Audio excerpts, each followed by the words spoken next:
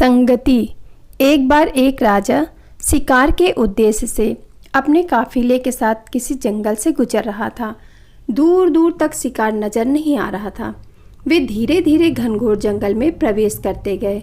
अभी कुछ ही दूर गए थे कि उन्हें कुछ डाकुओं के छिपने की जगह दिखाई दी। जैसे ही वे उसके पास पहुंचे कि पास के एक पेड़ पर बैठा तोता बोल पड़ा, पकड़ो पकड़ो, एक राजा आ रहा है। इसके पास बहुत सारा सामान है, लूटो लूटो, जल्दी आओ जल्दी आओ। तोते की आवाज़ सुनकर सभी डाकू राजा की ओर दौड़ पड़े। डाकुओं को अपनी ओर आते देखकर राजा और उसके सैनिक दौड़कर भाग खड़े हुए। भागते भागते कोसों दूर निकल गए। सामने एक बड़ा सा पेड़ दिखाई दिया।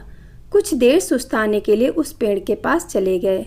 जैसे ही पेड़ के पास पहुँचे कि उस पेड़ पर बैठा तोता बोल पड़ा, आओ राजन, हमारे साधु महात्मा की कुटी में आपका स्वागत है।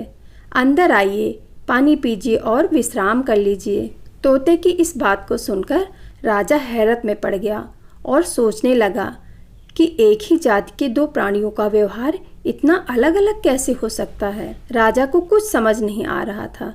वह तोते की बात मानकर अंदर साधु की कुटिया की ओर चला गया। साधु महात्मा को प्रणाम करके उनके समीप बैठ गया और अपनी सारी कहानी सुनाई और फिर धीरे से पूछा, ऋषिवर, इन दोनों तोतों के व्यवहार में आखिर इतना अंतर क्यों है? साधु महात्मा धैर्य से सारी बातें सुनी और बोले, ये कुछ नहीं राजन, बस संगति का असर है।